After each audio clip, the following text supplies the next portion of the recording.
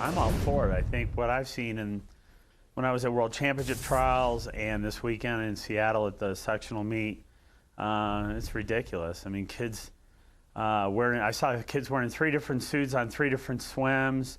Well, Coach just mentioned the U.S. Open. Wyoming will have 5 swimmers at that event. It's the most Wyoming has ever had, and 2 of the 5, Cassie Stillo and Tyler Cabardis, are going for the first time. Stillo holds the school record in the 50 freestyle, and Cabardis holds it in the 200 butterfly. All right, today was the deadline for Stephen Strasburg to sign with a Japanese team, and as far as we know, he did not do that. He still has a couple of weeks left to get a deal done with the Washington Nationals. If he doesn't, things get interesting. He would go into next year's draft, where Washington will probably have the #1 pick again, but this time they'd need his permission to draft him again. Right now, the second worst team in the majors is his hometown team, San Diego. And if you wondered why Tony Gwynn wasn't at the Hall of Fame ceremony last week, well, he's recovering from gastric surgery. Gwynn decided to get it done now, so he'll be ready come fall practice. Tony is 49 years old, and he just finished his 7th season as the head coach at San Diego State. And a former Aztec is on the move today at the Major League trade deadline. Justin Masterson goes from Boston to Cleveland as a part of the Victor Martinez trade. Masterson is 3-3 with a 4.50 ERA, working mostly out of the bullpen. He was a second-round pick out of SDSU back in 2006. Up next, the event that changed Wyoming football maybe forever. The Black 14, the subject of a new book, and the author, Ryan Thorburn, is next.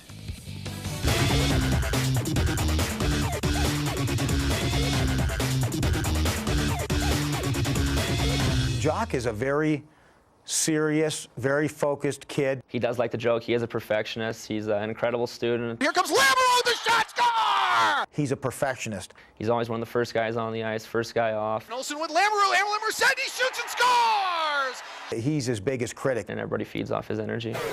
For the Air Force Academy's hockey team, sophomore Jacques Lamoureux is the rally man. He not only led the nation in scoring this year, he took his Falcons to the NCAA Elite 8, marking the most successful season in school history.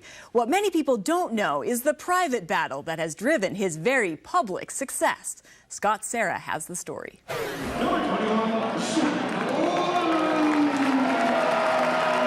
Every game is a mental victory for Jacques Lamoureux. It only helped me. Every time I've done it, it's only just made me feel better about what happened, and that it's just kind of helped me grow as a person.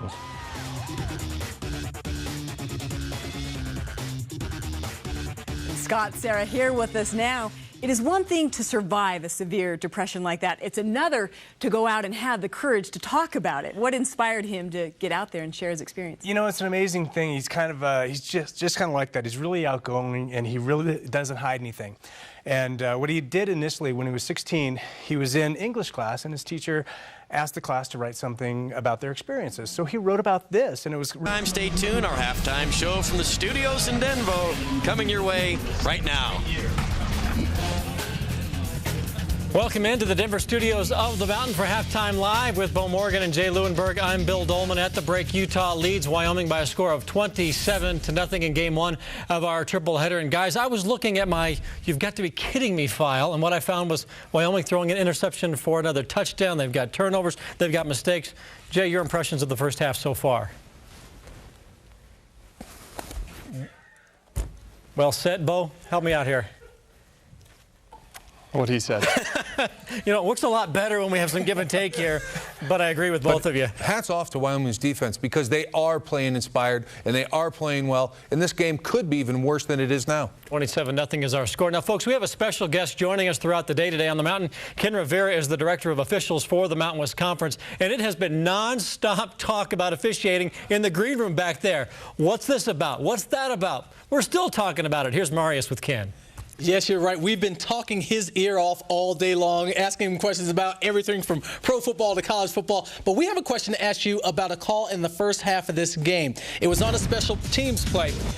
It was a punt, and it seemed as if the Utah player touched the ball off the punt. Now, the closest official to it, he signals that the ball has been touched. Wyoming then downs the ball. What happens now, Ken? Well, the receiving team player has been deemed to touch the ball, and the back judge gives a tip signal. Now the kickers, Wyoming, can recover the ball, and if in fact it touches this receiving team player, it's going to be Wyoming's first down.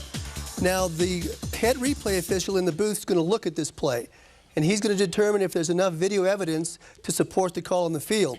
It went to review. In his opinion, there was not enough evidence to support the call on the field.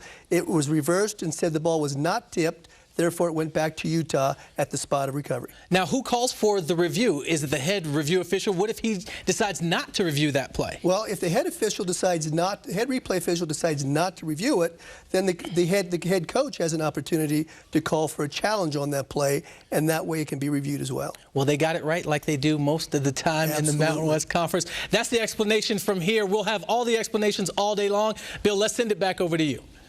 We've come to our first break, and when we come back, we'll roll out the red carpet and hand out our coveted first annual first half awards and honor the best in the Mountain West, mountain style.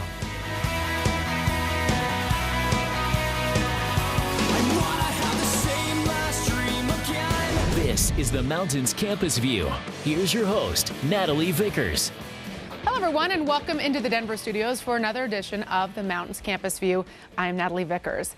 Now, this is a show that is dedicated to the students of the Mountain West Conference, where broadcast journalism students give us a look at campus life and tell us the stories of the moment. And we show you whatever we feel gives you the most insight to what is going on campuses today. So let's get right to it.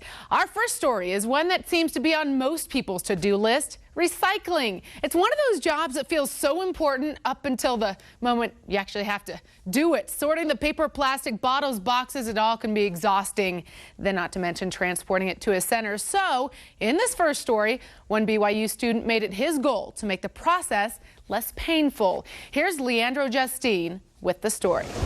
Pizza boxes, aluminum cans, paper, and milk bottles. Materials that most of the time end up in Utah's landfills now have somewhere else to go. Hi, folks. I'm Bill Dolman. Welcome to the Denver studios of The Mountain. This is Around the Mountain, our weekly conversation about what's happening in the Mountain West with the people who talk and write about the conference every day. And today, the emphasis is on talk. We've got radio guys from all over the Mountain West joining us. And first, joining me here in studio is Mike Evans of Sports Radio 104.3 The Fan right here in Denver. We're in the Corleone chairs here in the Mountain Studios.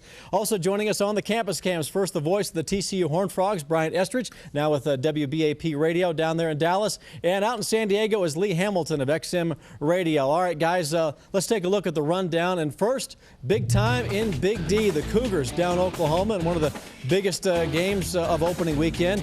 Wish granted. Hey, CSU got its wish, knocking off Colorado in Boulder. We'll talk about that. And we'll also preview week number 2 in the Mountain West. And one of the big games is TCU opening its season on the road in ACC country at Virginia. But we're going to start with the obvious. The big game, the great game, BYU knocking off Oklahoma. Mike, let's start with you. You're here with me. What were your thoughts about BYU's win over Oklahoma? Well, I wish that more people would give BYU credit for what they accomplished. It seems like the overriding story is just what happened to Sam Bradford, and I'm certainly not discounting the importance of that story, but to hear people talk about it, it was just simply a case where, well, Sam Bradford went down and Oklahoma lost. I don't think enough credit's being given to BYU for the way that they played. Remember, Sam Bradford was only 10 of 14 for 96 yards in the first half. Oklahoma had only scored 11 points, and there was still that vaunted Oklahoma defense that Max Hall was able to put together that very impressive fourth quarter drive, converting a fourth down play and then ultimately scoring the go-ahead touchdown. So I understand the importance of the Bradford injury, but I don't think BYU was given enough credit for what they accomplished.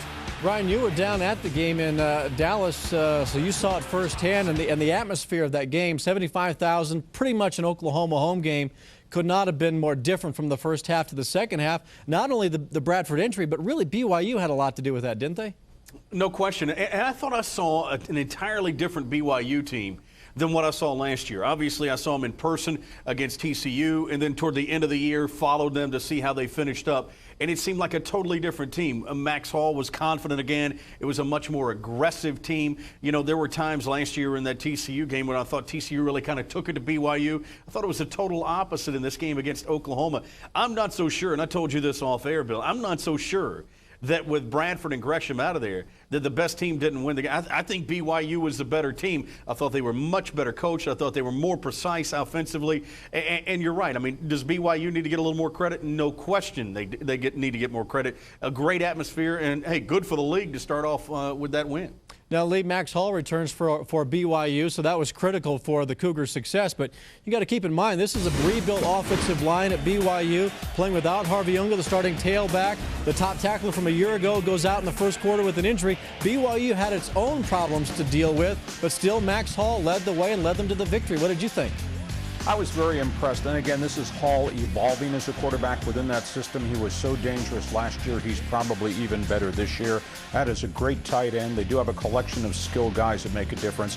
I was surprised their offensive front held up as well as they held up against a really athletic Oklahoma side. Yeah, the Sooners didn't have the quarterback and they lose the tight end, and that probably damaged them offensively. But this Brigham Young offense has really gelled and come together. Will probably be more dangerous this year than last year, and we know how prolific it was last year. So tons of nationwide credit, I think, to what they got done from the guys from Provo.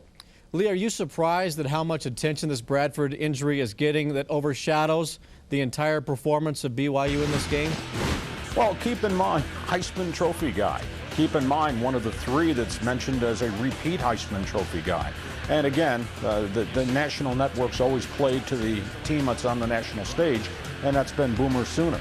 But if BYU runs this table the rest of the year until they play TCU or have another big game, then plain and simple, Brigham Young and the rest of the guys in the conference are going to continue to get that recognition. It will grow. But it's Bradford getting hurt and all the accolades Bradford had coming in. That's why there's so much attention there. And it's a bit of a disservice to Max Hall and these guys. But I think over the next 10 weeks, they will take care of this. Producer of NBC Sports is Terry O'Neill.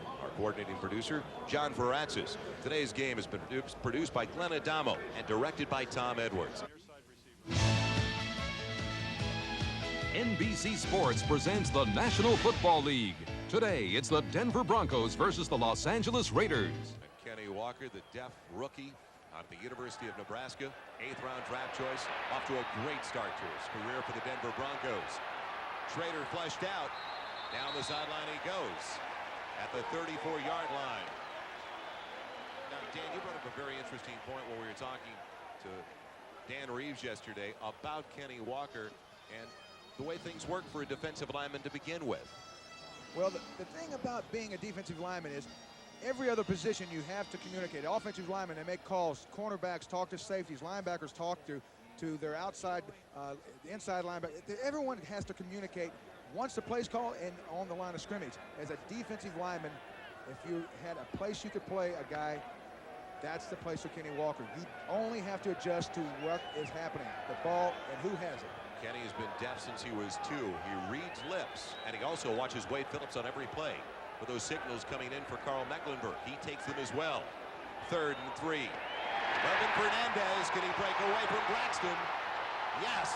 Fernandez with a first down and then some. Some great moves in the secondary. You know, Joe, we were talking at the half about how they had to stretch this defense. They throw one ball to Fernandez over the middle deep, and now look at all the things that open up. Here Fernandez gets up, runs a quick out hitch, getting the ball, makes a super move. That's the thing. If you can get those safeties back off the line of scrimmage, you can run. And then when you get them worried about that, then you throw over behind them, throw the outs, the hitches. You've got to be able to stretch a defense to be effective. 1st and 10 for the Raiders, all the way down to the Broncos' 17-yard line. This drive started back at the LA 10-yard line. Horton goes in motion. Misdirection give. Napoleon McCallum tries to take it back the other way. He is pounced on in the middle for a gain of maybe a yard to the 16-yard line. Carl Mecklenburg there. We talked about how the big Raider offensive linemen are trying to wear down the Broncos. Mecklenburg, those guys, they took a spell. Here you'll see the center, Dan Mosbar. Max Montoya seals on number 71, Cragen. He splits the double team, gets off. It was kind of a white block, but Cragen, very, very fine player inside, uses his hands super, gets off and makes the play. 2nd and 9 now.